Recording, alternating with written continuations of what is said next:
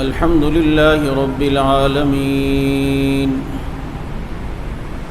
والصلاة والسلام على سيد الأنبياء والمرسلين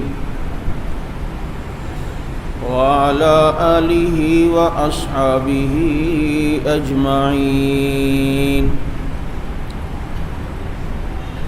أما بعد فأعوذ بالله من الشيطان الرجيم. بسم الله الرحمن الرحيم.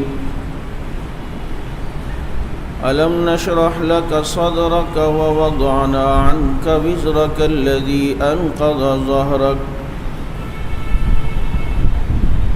صدق الله مولانا العظيم، ونحن على ذلك لمن الشاهدين والشاكرين، والحمد لله رب العالمين. يا رب صل وسلم دائما أبدا على حبيبك خير الخلق كلهم. هو الحبيب الذي ترجى شفاعته لكل هول من الأحوال مقتحم.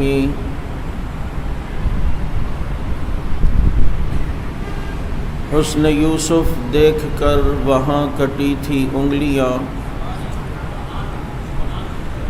حسن یوسف دیکھ کر وہاں کٹی تھی انگلیاں، اور چاند کٹ گیا یہاں انگلی کو دیکھ کر.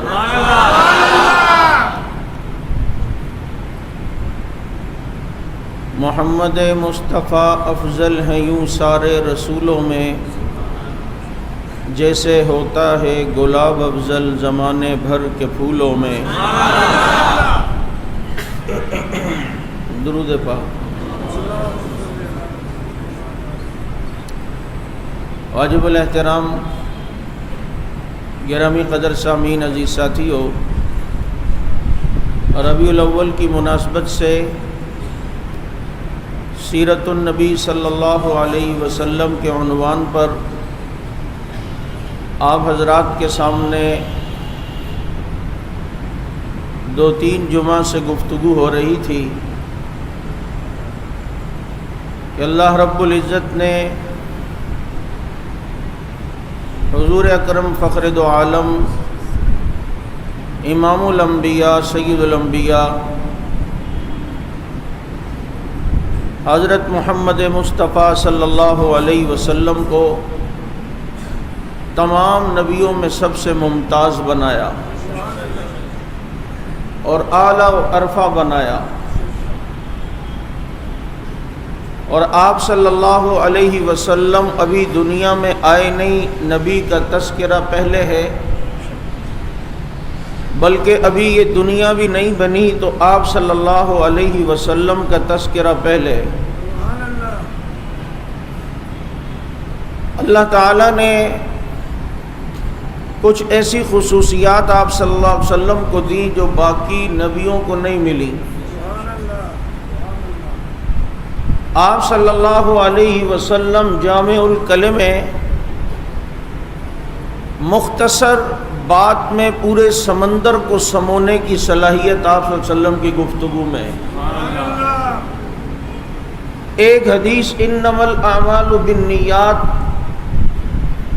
چھوٹی سی حدیث ہے، لیکن اگر اس کی تشریح لکھی جائے تو کئی جلدیں لکھی جاتی ہیں.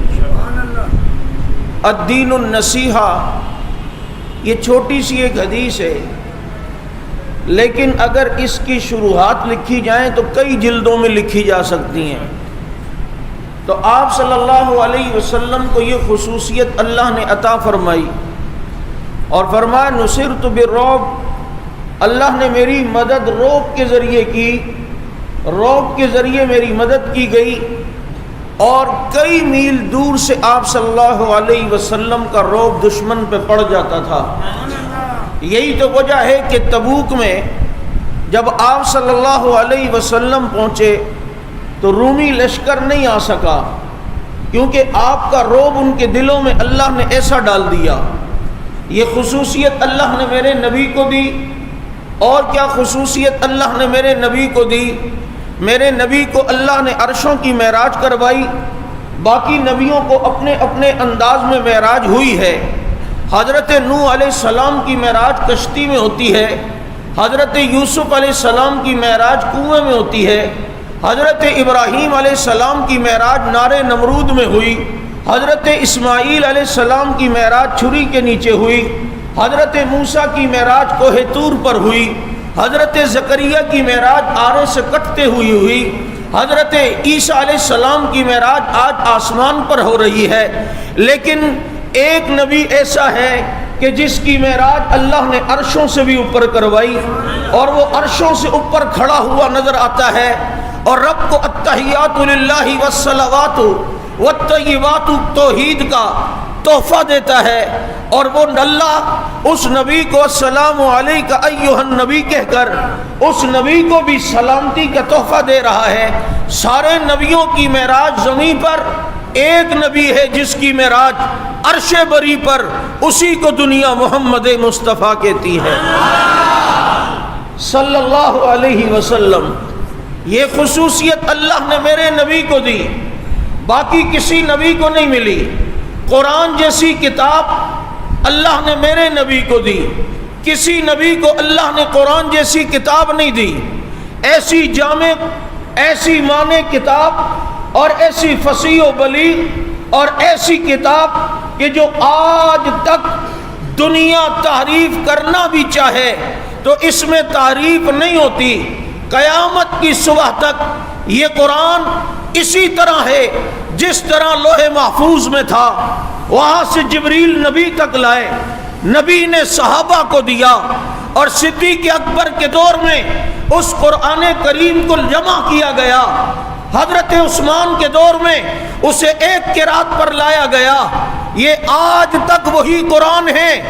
اسی لیے اگر کسی سے کہا جائے کہ تم قرآن کو مانتے ہو، اگر وہ کہے میں مانتا ہوں، تو اسے تھوڑی سی وضاحت اس سے پوچھ لینا، کیونکہ ہو سکتا ہے اس کے ذہن میں قرآن وہ والا ہو کہ جو غار میں ہے، اور وہ تجھے بے وقوف بنا جائے، جیسے وہ بناتا ہے کہ جب تو کسی افسران کے سامنے یا مجمع کے سامنے کہے ابو بکر کو مانتے ہو، وہ کہہ دیتا ہے مانتے ہیں، ادھر تو پاگل بن جاتا ہے، ہاں جی یہ تو مانتے ہیں، یہ ناگن چورنگی والے تو ایسے ہی کہہ رہے تھے، یہ تو کہتے نہیں مانتے۔ لیکن اس کے ذہن میں وہ ابو بکر ہوتا ہے جو علی کا بیٹا ہے، وہ عمر ہوتا ہے جو علی کا بیٹا ہے، وہ عثمان ہوتا ہے جو علی کا بیٹا ہے، کیونکہ علی کے بیٹوں کے نام ابو بکر و عمر عثمان کے نام پر ہیں۔ ایسے ہی جب قرآن کی بات کرے تو اس کو کہنا قرآن کون سا؟ وہی جو آج ہمارے پاس اس شکل میں موجود ہے، جو صدیق اکبر کے دور میں جمع ہوا، اور یہی وہ قرآن ہے جو نبی پر اترا، اور یہی وہ قرآن ہے جو لوح محفوظ پہ اترا، جو لوح محفوظ میں تھا۔ جب اس طرح کی وضاحت تو مانگے گا، انشاءاللہ دودھ کا دودھ، پانی کا پانی علیحدہ ہو کے رہ جائے گا۔ یہ کرامت ہے سیدنا ابو بکر صدیق رضی اللہ تعالیٰ عنہ کی۔ میں اس تفصیل میں زیادہ نہیں جاتا، صرف اتنا کہہ رہا ہوں کہ ہمارے نبی پر جو قرآن آیا وہ آج تک محفوظ ہے، اس میں کوئی تبدیلی نہ ہو سکتی ہے، نہ ہوگی، نہ ہو سکتی ہے۔ یہ کتاب قرآن جیسی۔ اچھا پھر اگر اس قرآن کی تفصیل میں جائیں تو اس کی ہر صورت کو دیکھیں، وہ بھی میرے نبی کی خصوصیت ہے کہ اللہ نے وہ صورت صرف میرے نبی کو دی ہے۔ سورہ بقرہ کسی نبی کو نہیں ملی، سورہ فاتحہ کسی نبی کو نہیں ملی، سورہ ال عمران کسی نبی کو نہیں ملی، سورہ نساء کسی نبی کو نہیں ملی، سورہ مائدہ انعام کسی نبی کو نہیں ملی، الی آخرہ والناس تک یہ صورتیں کسی نبی کو نہیں ملی۔ یہ اگر ملی ہیں تو محمد الرسول اللہ صلی اللہ علیہ وسلم کو ملی ہیں۔ اسی لیے حضرت نانوتوی کہتے ہیں جہاں کے سارے کمالات ایک تجھ میں ہیں، تیرے کمالات کسی میں نہیں مگر دو چار۔ اور میرے نبی کو کیا خصوصیت ملی؟ ساری دنیا کی زمین کو اللہ نے میرے نبی کے صدقے نبی کی امت کے لیے سجدے کی جگہ بنا دیا۔ پہلی امتوں میں تھا عبادت کا وقت آئے تو عبادت خانے میں جانا پڑتا تھا. عبادت کو عبادت خانے میں کیا جائے. جاؤ مسجد ڈھونڈو، معبد ڈھونڈو، کلیسا ڈھونڈو. لیکن میرے نبی کے صدقے میرے نبی کو یہ خصوصیت ملی کہ آپ کی امت اگر جنگلوں میں سجدہ کرے رب قبول کر لے گا، ریگستانوں میں سجدہ کریں رب قبول کر لے گا. آپ کی امت اگر چلتے ہوئے پانی کی کشتی پہ سجدہ کرے آپ کا رب قبول کر لے گا. کسی پہاڑ پر سجدہ کریں آپ کا رب قبول کرے گا. یا آپ کی امت اگر جزیروں میں سجدہ کرے آپ کا رب قبول کرے گا. کیونکہ میرے محمد، میرے محبوب، میں نے تیری امت کے لیے ساری دنیا کی مسجد کو سجدے کی جگہ بنا دیا. لیکن بنایا تیری امت کے ہو. جو تیری امت میں نہیں ہوگا وہ زمین پہ سجدہ نہیں کرے گا. وہ زمین پہ سجدہ نہیں کرے گا کیونکہ وہ تیری امت میں نہیں ہے نا. جو تیرا امتی ہوگا وہ کہے گا کہ یہ زمین سجدے کی جگہ اللہ نے جب بنائی ہے تو کروں گا. نہیں سمجھ آئی؟ لیکن جو تیرا امتی نہیں وہ آج بہت لوگوں کو مروڑ ہوتا ہے. ابھی دیکھو دھوکے کا ایک نیا اسٹائل. ایک صاحب اب کالا جبہ کالا امامہ چھوڑ کر سفید کپڑے سفید ٹوپی پہن کے وحدت کانفرنسوں کے کارڈ بانٹ رہے ہیں. جانتے ہو نا، تو سفید لباس میں آ، سفید ٹوپی میں آ، پتر اندروں کالا ہے. آج بہت سے لوگوں کو تکلیف ہوتی ہے کہ یہ وحدت کے خلاف کیوں ہے. جب ایک طبقہ چاہتا ہے ہم وحدت وحدت، تو یہ کیوں وحدت کے خلاف ناگن والے بات کرتے ہیں؟ ہم کہتے ہیں ہم وحدت کے خلاف نہیں ہیں. امت مسلمہ ایک ہو. جب ہی ہمارے اسٹیج پہ بریلوی دیوبندی اہل حدیث سارے ہی آتے ہیں. لیکن ایک طبقے نے کیا صحابہ میں وحدت مان لی ہے؟ کیا اس نے علی اور معاویہ میں وحدت مان لی ہے؟ حضرت جنگی شہید کہتے تھے کیا تمہارے نئے پرانے کسی لٹریچر میں کسی جگہ ابو بکر کو مومن تسلیم کیا گیا ہے؟ اتنی بڑی بات کر رہا ہوں میں. ٹھیک ہے آپ کہیں گے تعریف کی ہے نا، یہ تعریف کی بات نہیں. وہ تو نہج البلاغہ میں حضرت علی کے خطبے تم دکھاؤ گے تعریف کی انہوں نے، وہ تو کریں گے کیونکہ علی جانتا ہے جس ابو بکر کو نبی نے امام بنایا میں اسے کیوں نہ امام مانوں. لیکن مانا ہے کیا انہیں مسلمان؟ جب کوئی امت کے ان قرون اولا لوگوں کو مومن تسلیم نہیں کرتا، ہمیں کس بات پر مسلمان، ہمیں کس بنیاد پر مسلمان سمجھ کر وحدت کی دعوت دے رہا ہے؟ تم نے ہمارے بڑوں کو مان لیا ہے. یہ وحدت یہ شام میں بھی ہوتی تھی، عراق میں بھی ہوتی تھی، تاکہ یہ مولوی طبقہ ان کے دھوکوں میں رہے. نہیں یہ تو بہت ہیں، یہ تو بہت اچھے ہیں، یہ تو بڑے پرامن ہیں. وہ تیرے کو وحدت کی ٹافی اور وحدت کی چاکلیٹ اور لولی پاپ دے رہا ہے تاکہ تو ٹھنڈا رہے، اور اندر اندر سے وہ کام کر رہا ہے. اور دیکھنا اس کے بڑے نے یہ کہہ بھی دیا کہ آئندہ ہم حکمران بننے والے ہیں، یہ پالیسیاں ہو رہی ہیں. اور پھر شام میں ان مولویوں کو وحدت کے نام پر بیوقوف بنایا گیا. اور جب اس طبقے کی حکومتیں آئیں، آج شام میں دیکھو 6 لاکھ سنی قتل ہو گئے، عراق میں دیکھو مسلمانوں کا خون بہہ گیا، آج یمن کے حالات دیکھو کیا ہے. یہ وحدت کا جھانسا تم کسی اور کو دو. یہاں حق نواز کے روحانی بیٹے تمہارے تقیے کی چادر انشاءاللہ پھاڑ کر دنیا کو تمہارا حقیقی چہرہ دکھا کے دم لیں گے. وحدت ایک طرف نام وحدت کا اور دوسری طرف اس بدبخت کے کلپ ابو ہریرہ رضی اللہ عنہ کے خلاف. کیسے؟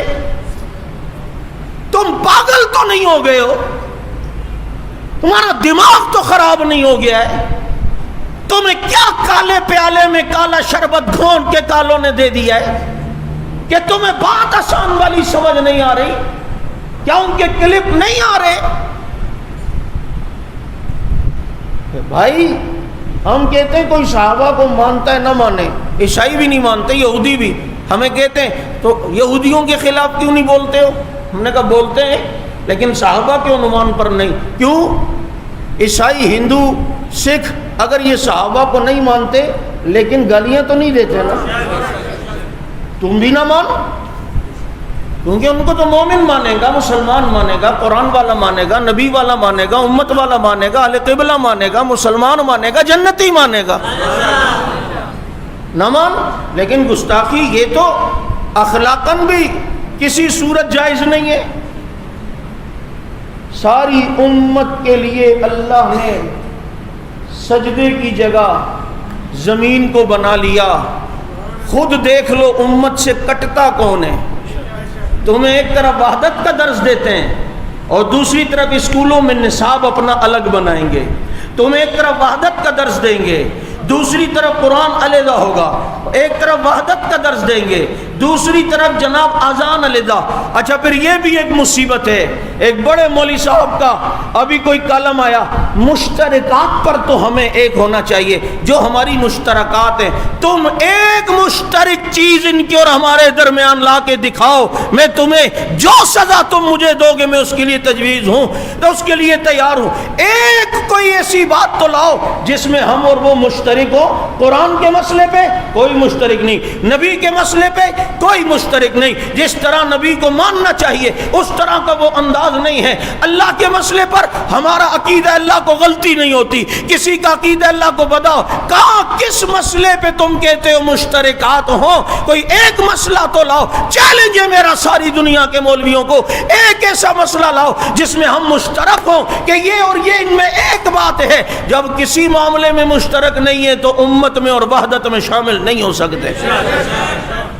بات سمجھ آ رہی ہے یا نہیں؟ سب سے علیحدہ اپنی وہ انفرادی حیثیت دکھائے گا، مشترک تو تم، ایک طرف وحدت، تو کبھی بولنا کہ جناب وہ ٹھیکری کے بغیر بھی سجدہ کر لے۔ 10 کے درمیان علیحدگی اپنا دکھائے گا، میں الگ ہوں بابا، میں الگ ہوں۔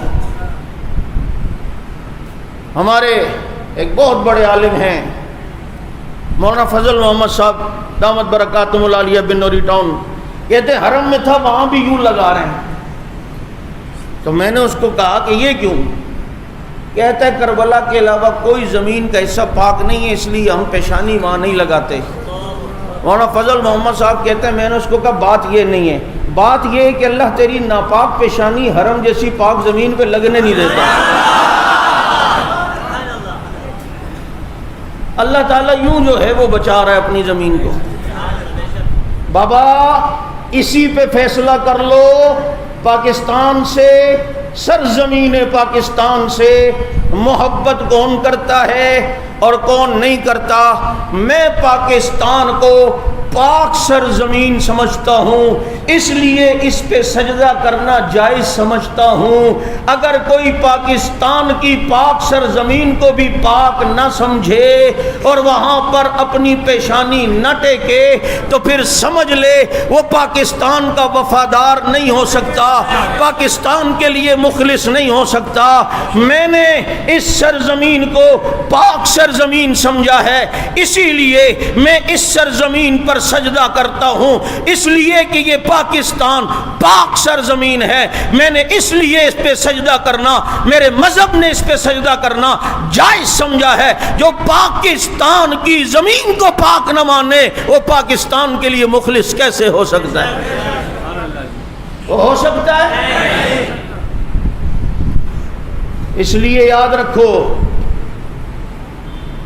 اللہ رب العزت نے دعا سرکار نے کی، پورا اسے پروردگار نے کیا۔ تمہیں بتاؤں ایک یہ کہ سجدہ یہاں کیوں نہیں کر رہا؟ دعا سرکار نے کی، پورا اسے پروردگار نے کیا، اسی لیے تو رب نے اسے ہادیہ مہدیہ کیا۔ سجدہ کرتا نہیں تو اس سرزمین پاک پر کیونکہ یہ علاقہ بھی فتح معاویہ نے کیا. یہ فقیر کا اپنا شعر بنایا ہوا ہے. سجدہ کرتا نہیں اس سرزمین پاک پر، شاید یہ علاقہ بھی فتح معاویہ نے کیا. یاد رکھو نبی کو خصوصیت ملی، ساری امت کے لیے سجدے کی جگہ بنا دی. اور یہ خصوصیت بھی میرے نبی کو ملی کہ آپ میرے محبوب تیری امت کو پانی نہ ملے، چہرے اور ہاتھوں پہ مٹی پھیر لو، اللہ وضو کا ثواب دے دے. اللہ وضو کا. اور پھر بات وہی آتی ہے، یہ وضو بھی میری ماں عائشہ کے صدقے، تیمم بھی ماں عائشہ کے صدقے ملا. ہو گیا نا ہار، ڈھونڈ رہے ہیں نبی بھی صحابہ بھی، دور پانی دوسری بستی میں پہنچنا تھا، ہار تلاش کرنے کے وجہ سے اب وقت تنگ ہو گیا، وہاں تک پہنچ بھی نہیں سکتے، پانی بھی نہیں ہے. اب پانی نہیں ہے تو وضو نہیں ہے، وضو نہیں ہے تو نماز نہیں ہے. ابو بکر صدیق نے آ کر بیٹی کو غصہ بھی کیا اور یہ انگلی ان کے پیٹ میں بھی یوں ماری، تیری وجہ سے آج دیر ہو رہی ہے، تیری وجہ سے آج لیٹ ہو گئے، قضا ہو گئی نماز، پانی نہیں ہے، کہاں سے اب وضو کریں گے؟ اللہ رب العزت نے قانون بتا دیا کہ ابو بکر بیٹی تیری ہے لیکن حرم میرے نبی کا ہے، تجھے بھی اجازت نہیں ہے تو عائشہ پہ تنقید کر سکے. ٹھیک ہے بیٹی تیری ہے لیکن عزت میرے نبی کی ہے، بیٹی تیری ہے لیکن عفت میرے محبوب کی ہے. میں دنیا کو اصول بتا دوں گا، باپ ہو اور ابو بکر جیسا ہو اور وہ بیٹی پر تنقید کرے، رب العزت کو برداشت نہیں اور رب کے ہاں یہ قبول نہیں. تو کوئی چمار عائشہ پر انگلی اٹھائے، کوئی چوڑا چمار عائشہ پر تنقید کرے، وہ کیسے قابل قبول ہوگا؟ ابو بکر بیٹی تیری، عفت میرے نبی کی. اگر آج عائشہ کی وجہ سے تم کہتے ہو پانی نہیں ملتا، بزبان حق نواز تمہیں حق نواز کا جملہ سناتا ہوں.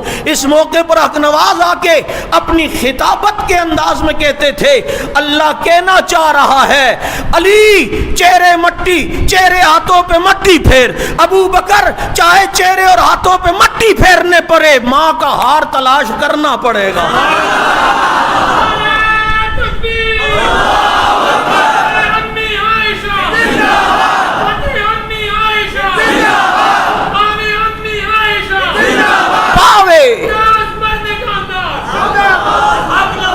پاویں موئے تے مٹی پھیرنی پڑے، پھیر لے، لیکن ماں دا ہار تو کو تلاش کرنا ہے. اور کرو. تمہیں پانی کی وجہ سے مسئلہ ہو رہا ہے نا، میں نبی کی بیوی عائشہ کی وجہ سے قانون بدل دیتا ہوں. فَتَيَمَّمُوا صَعِيدًا طَيِّبًا، چہرے ہاتھوں پہ مٹی مارو، اللہ تمہیں وضو کا ثواب دے دے. جاؤ قانونی. بابا کہاں پانی اور کہاں مٹی؟ کہاں پانی کہاں مٹی؟ لیکن نہیں، اب مارنا ہے، کیونکہ منہا خلقناکم وفیہا نعیدکم ومنہا نخرجکم تارۃ اخری. اجازت دے دی تاکہ کل کوئی نماز چھوڑنے کا بہانہ نہ کرے کہ جی پانی نہیں ہے. کہا پانی ہے نہیں ہے، بیمار ہے، فالج ہے، کچھ بھی ہے، تیمم کر نماز پڑھ، تاکہ کراچی کا مسلمان نماز چھوڑنے کے چھوٹی چھوٹی بات پہ بہانہ نہ کرے. بات ہوتی ہے میرے کپڑے ہی صحیح نہیں ہیں تو بدل کے آ، نہیں صحیح ہے تو بدل کے آ. یہ کیا چلتی پھرتی گندگی لے کے ساتھ گھوم رہا ہے؟ بدل کیا بابا.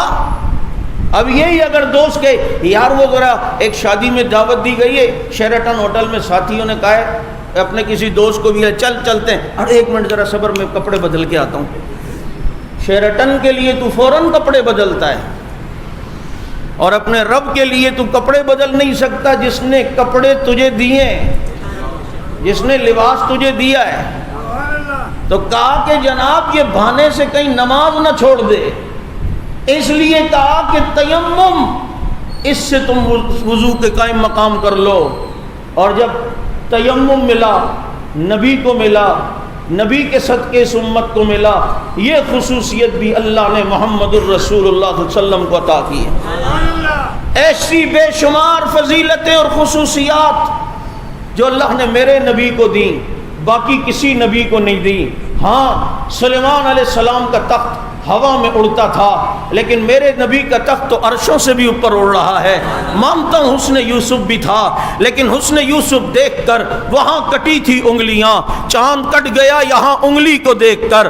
مانتا ہوں حضرت موسیٰ علیہ السلام کے اللہ نے طور پہ بلا کر وہاں وحی دینی شروع کی، وہاں کتاب دینا شروع کی، لیکن جب باری محمد الرسول اللہ کی آئی تو حصول وحی میں موسیٰ طور پر پہنچے، عجب بات جو وہی تیرے حضور میں پہنچے۔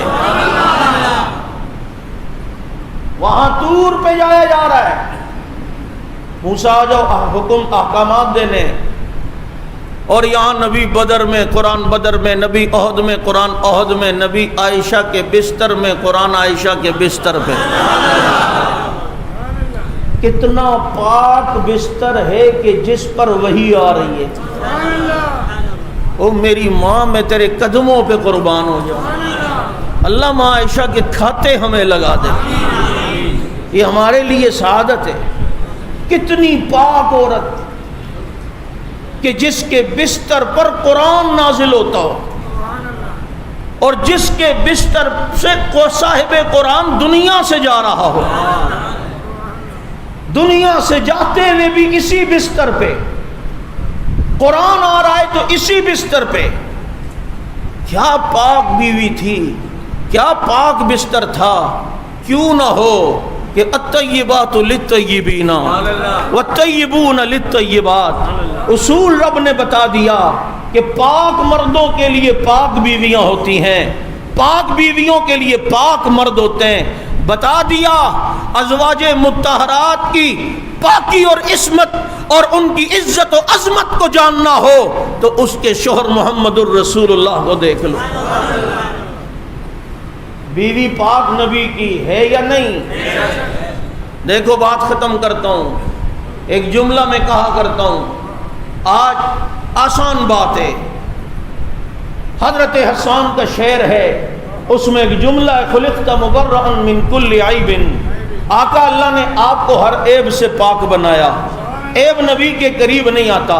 یہ تو پوچھ منکر صحابہ سے بھی کہ عیب نبی کے قریب آتا ہے، کہے گا نہیں۔ تو عیب نبی کے پاس آتا ہے، کہے گا نہیں۔ تو اللہ نے ہمارے نبی کو ہر عیب سے پاک بنایا یا نہیں؟ کہے گا ہاں جی پاک بنایا ہے، عیب نبی کے قریب نہیں آتا۔ اللہ نے ہمارے نبی کو ہر عیب سے پاک بنایا، جھوٹ عیب نبی کے قریب نہیں آتا، حسد عیب نبی کے قریب نہیں آتا، شرک عیب نبی کے قریب نہیں آتا، پسینے کی بو کا آنا عیب ہے، اللہ نے نبی کے پسینے میں خوشبو پیدا کر دی۔ ہاں مکھی کا بیٹھنا عیب ہے، نبی کے جسم پہ مکھی نہیں بیٹھتی۔ اب جمائی کا آنا سستی کی علامت ہے جو عیب ہے، میرے نبی کو جمائی نہیں آتی۔ سوتے ہوئے میں احتلام ہو جانا غفلت کی نشانی ہے، نبی کو سوتے ہوئے کبھی احتلام نہیں ہوتا۔